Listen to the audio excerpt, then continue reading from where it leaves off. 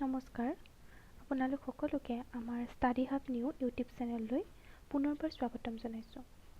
আমি ইতিমধ্যে degree first semester July 2024ৰ এছাইনমেণ্টৰ কেইবাটাও প্ৰশ্নৰ উত্তৰ আলোচনা কৰিছোঁ।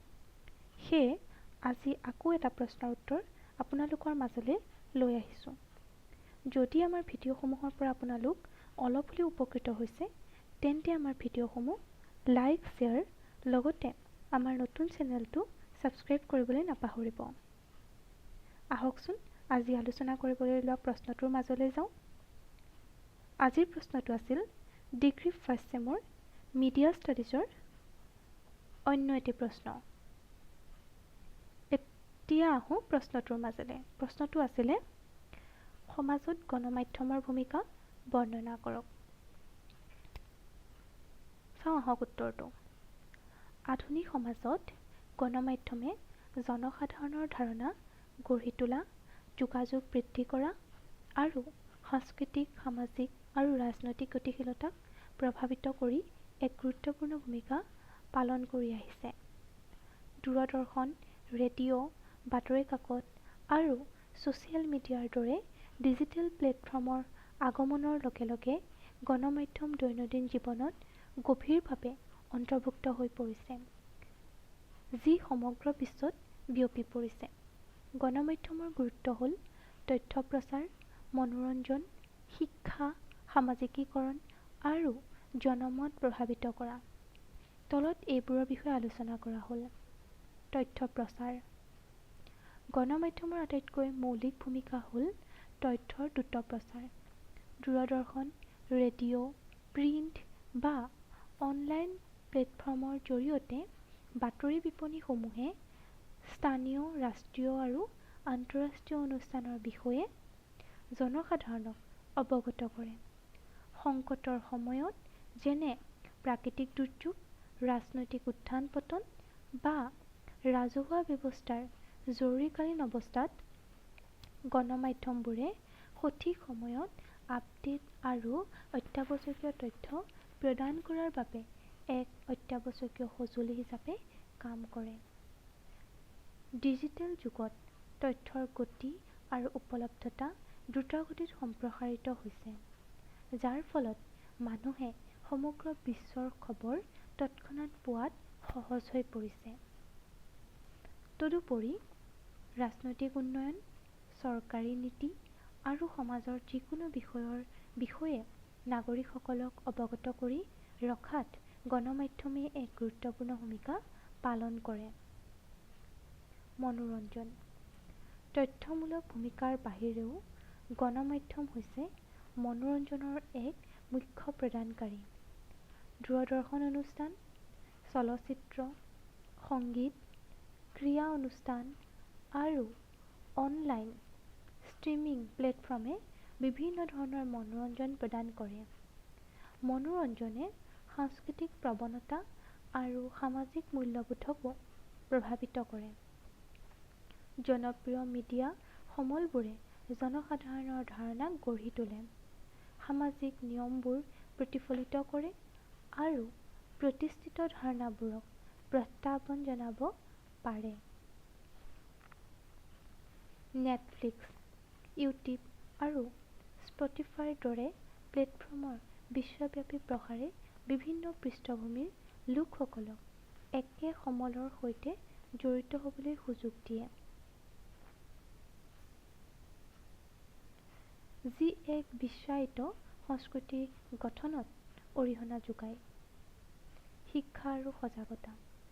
স্বাস্থ্য, বিজ্ঞান, পাৰিপাৰ্শ্বিক স্থিৰতা আৰু সামাজিক ন্যায়ৰ দৰে গুৰুত্বপূৰ্ণ বিষয়বোৰৰ বিষয়ে সজাগতা বৃদ্ধি কৰি গণমাধ্যমে শিক্ষাৰ ক্ষেত্ৰত এক গুৰুত্বপূৰ্ণ ভূমিকা পালন কৰে। শৈক্ষিক কাৰ্যসূচী, তথ্যচিত্ৰ, বাতৰি আৰু সামাজিক মাধ্যমৰ প্ৰচাৰে জনসাধাৰণক তেওঁলোকৰ জীৱন আৰু সম্প্ৰদায়ক প্ৰভাৱিত কৰা গুৰুত্বপূৰ্ণ বিষয়বোৰৰ বিষয়ে অৱগত কৰে। উদাহৰণস্বৰূপে, ধূমপান বন্ধ কৰা বা টিকাকৰণৰ দৰে খবৰবোৰ সংবাদ মাধ্যমৰ দ্বাৰা প্ৰচাৰ কৰিব পাৰি আৰু ইতিবাচক সামাজিক পৰিৱৰ্তনৰ প্ৰচাৰ কৰিব পৰা যায়। জ্ঞানৰ প্ৰৱেশাধিকাৰ প্ৰদান কৰি গণমাধ্যমেও এক শৈক্ষিক ভূমিকা পালন কৰে। শৈক্ষিক দূৰদৰ্শন কাৰ্যসূচী, অনলাইন টিউটৰিয়েল আৰু পডকাষ্টবোৰে বিশ্বব্যাপী লোকসকলক শিকাৰ সুযোগ প্ৰদান কৰে, যাৰ ফলত শিক্ষা বিভিন্ন লোকৰ বাবে অধিক সুলভ হয়।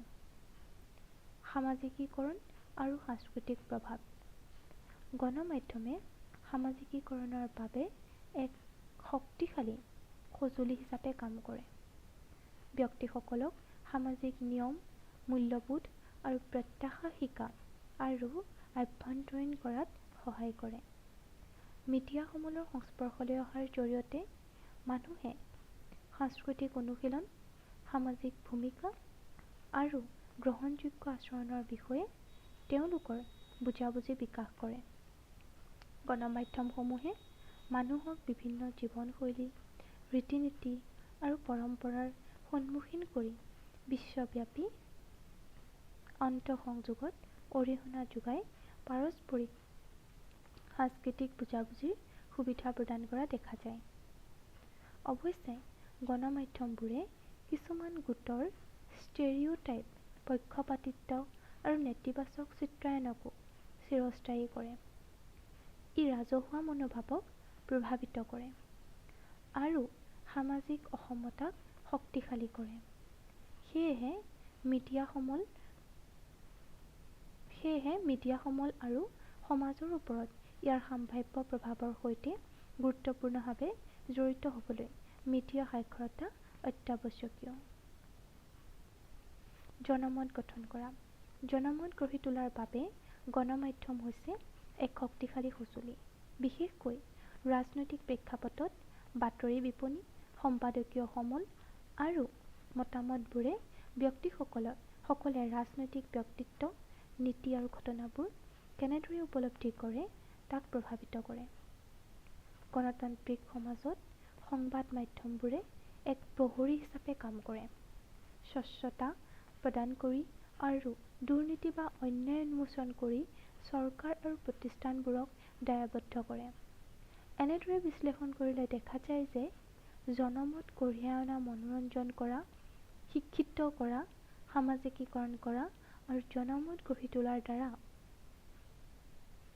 সমাজত গণমাধ্যমে এক গুৰুত্বপূৰ্ণ ভূমিকা পালন কৰে।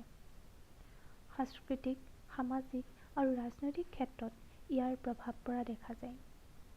অৱশ্যে এক শক্তিশালী সঁজুলি হিচাপে ই যাতে ৰাজহুৱা স্বাৰ্থ পূৰণ কৰে, চিন্তাৰ বৈচিত্ৰতা বৃদ্ধি কৰে আৰু ইতিবাচক সামাজিক পৰিৱৰ্তন বৃদ্ধি কৰে, সেয়া নিশ্চিত কৰিবলৈ গণমাধ্যমক গুৰুত্বপূৰ্ণভাৱে জড়িত কৰিব লাগিব।